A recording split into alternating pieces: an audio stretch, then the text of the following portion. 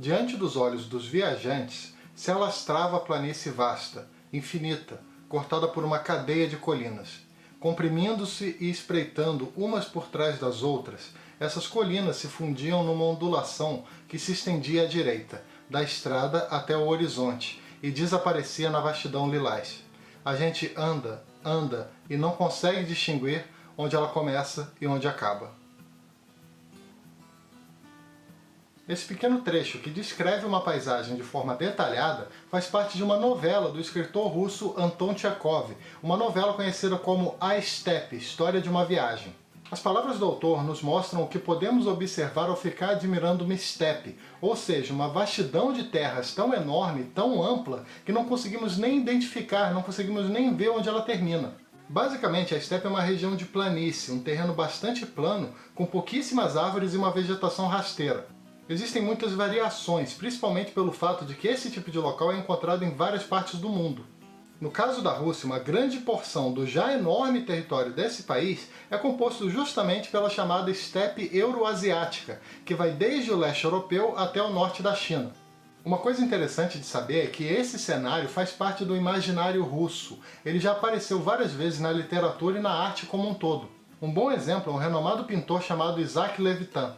Ele, que era amigo do próprio Chekhov, se especializou em retratar as paisagens da Rússia através das suas telas. Uma das suas pinturas mais famosas é exatamente essa que aparece na capa da edição publicada pela Companhia das Letras, com tradução e introdução do Rubens Figueiredo. Essa tela, de 1892, se chama Vladimirka. Ela nos mostra uma estrada que tem esse mesmo nome, uma rota que fica no meio da steppe e é considerada como uma das principais formas de acesso à cidade de Moscou. Depois de cruzar a steppe russa para visitar sua cidade natal, o Chekhov desenvolve a ideia de elaborar um livro ambientado nessa mesma paisagem. Ao que parece, alguns detalhes e também algumas experiências vividas pelo autor durante essa viagem foram utilizados para compor essa história, de forma que a obra acaba se tornando um pouco autobiográfica. Por fim, essa novela, A Steppe, surge em 1888, que foi um período muito importante na carreira desse escritor, quando ele começou a publicar os seus textos em revistas mais renomadas. Nesse livro acompanhamos a história de uma viagem pela steppe, através do olhar, da perspectiva de um garoto que se muda de cidade para estudar numa escola melhor.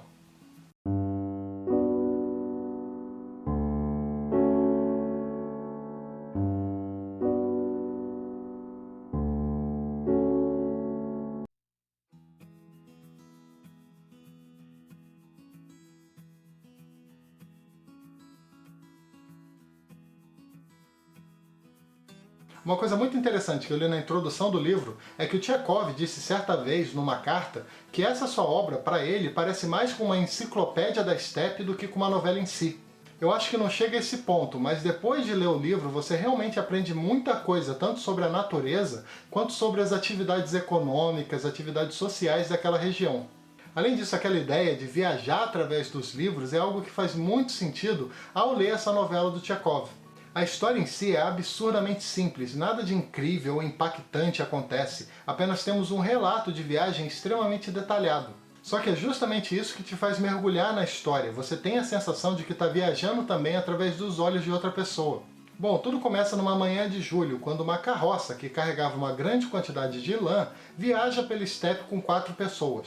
Nessa carroça tem um jovem chamado Deniska, que comandava os cavalos, tem também um padre chamado Christopher, que era o dono da mercadoria. Além desses dois, também tem um comerciante chamado Ivan e o seu sobrinho, um garoto com um nome bem complicado, eu acho que a pronúncia dele é algo como Iegorshka, que é o protagonista dessa história. A mãe desse menino, irmã do Ivan, admirava pessoas inteligentes, pessoas da alta sociedade, e queria muito que o seu filho tivesse uma educação de qualidade. Ela sabia que o seu irmão, esse comerciante, ele ia viajar para vender lã junto com o padre, e pediu que ele levasse o garoto junto. A ideia da mãe era matricular o seu filho numa outra cidade, no ginásio de uma outra cidade, e deixar ele morando na casa de uma amiga sua. O Ivan era uma pessoa que não via muita importância nos estudos, mas mesmo assim, sem grande empolgação, resolveu fazer a vontade da irmã e levar o seu sobrinho na viagem. Vamos acompanhando então tudo que esse garoto percebe e sente ao longo do caminho, como por exemplo, inicialmente, a grande angústia que ele estava sentindo ao se separar da sua mãe. Mesmo triste, ele vai observando as coisas, prestando atenção nos mínimos detalhes da steppe. Vemos, por exemplo, as pessoas, os camponeses que cruzam a charrete ou passam perto dela. Vemos também os cemitérios na beira da estrada, os pássaros voando e por aí vai. O padre, ao longo do caminho, vendo o menino bastante triste, bastante melancólico, tenta animar ele o tempo todo, falando da importância dos estudos, de como ele pode ter uma vida melhor ou pode melhorar a vida da sua mãe.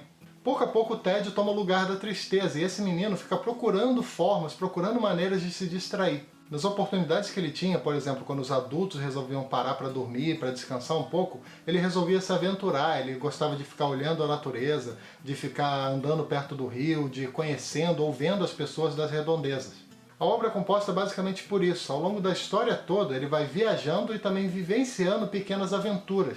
São várias situações. Tem um momento, por exemplo, que ele aposta a corrida com um dos adultos. Tem uma outra situação que ele conhece um menino bastante misterioso que estava ali parado na estepe e tenta se comunicar com ele. Tem uma outra situação, num outro momento, que ele conhece uma moça muito bonita numa hospedaria onde todo mundo resolveu parar para descansar. E muitas coisas desse tipo. Mas para mim, uma das partes mais interessantes é quando, num determinado momento, por conta de uma situação, ele deixa de viajar com seu tio e passa a fazer o restante da viagem em companhia de outras pessoas. Ele faz o trecho restante com várias pessoas que estavam viajando em 6 carroças.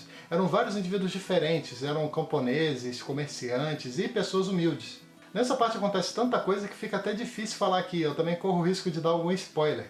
Mas pode-se dizer que é um período de grande aprendizado para o protagonista, para esse garoto. Eu acho que eu já falei aqui antes sobre como eu gosto de relatos de viagens, sejam ficcionais ou não, sejam clássicos ou não. É um tipo de leitura que me agrada muito. No caso do livro A Estepe, eu acho que esse é um dos trabalhos desse gênero que eu mais gostei. Esse é um livro que enriquece o leitor, que faz você refletir sobre várias coisas. Um aspecto que me chamou a atenção é como esse livro toca muito na questão das memórias e das lembranças. Alguns personagens, por exemplo, nos fazem ver como muitas vezes glorificamos o passado porque temos medo do futuro ou porque não gostamos tanto assim do presente. Tem um trecho bem interessante sobre isso, eu vou dar uma lida aqui.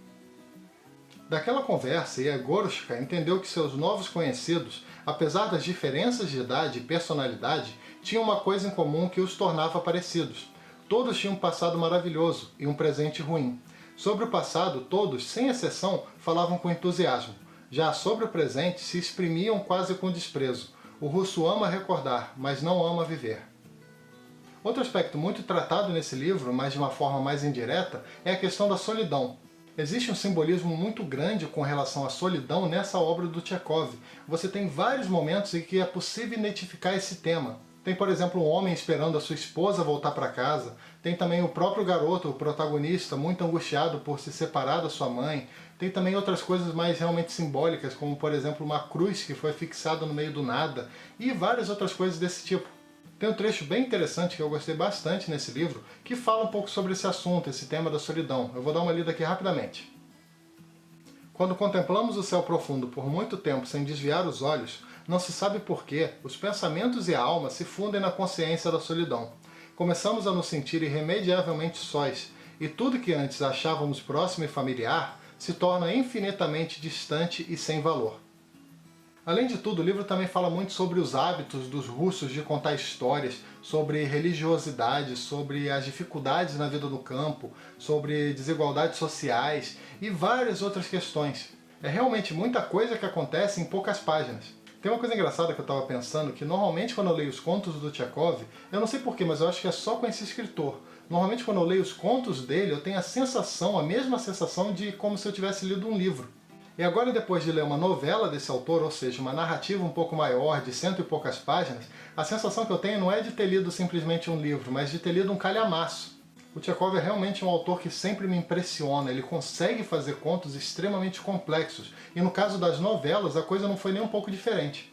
Enfim, para quem gosta de literatura russa e também quer conhecer um pouquinho mais daquela sociedade durante o século XIX, em especial a vida das pessoas do campo, eu aconselho muito, muito mesmo a leitura desse excelente livro chamado A Estepe, do escritor russo Tchekov. Bom, é isso, espero que tenha gostado dessa resenha de hoje, e lembrando que todo domingo às 18 horas tem resenha nova aqui no canal, então fica de olho que domingo à noite tem vídeo novo no Leia para Viver. E se você gosta do conteúdo do canal e quer ajudar de alguma maneira, agora existem duas formas de fazer isso. A primeira forma é ajudar o Leia para Viver através do Apoia-se, que é um site de financiamento coletivo recorrente. No caso, você contribui com um valor mensal bem pequeno de 2, 5 ou 10 reais, e além de contribuir com o canal, você também recebe algumas recompensas. O link da campanha está aqui no inicinho da descrição, depois dá uma passadinha lá para conferir todos os detalhes. Outra forma de ajudar o canal é efetuando qualquer pedido através dos links da Amazon, que eu deixo também aqui na descrição. Ao clicar nesses links e efetuar qualquer pedido através deles, o canal recebe uma pequena comissão. Eu vou deixar aqui embaixo também o link desse livro que eu falei aqui hoje para quem tiver interesse. No caso, A Steppe, do Tchekov.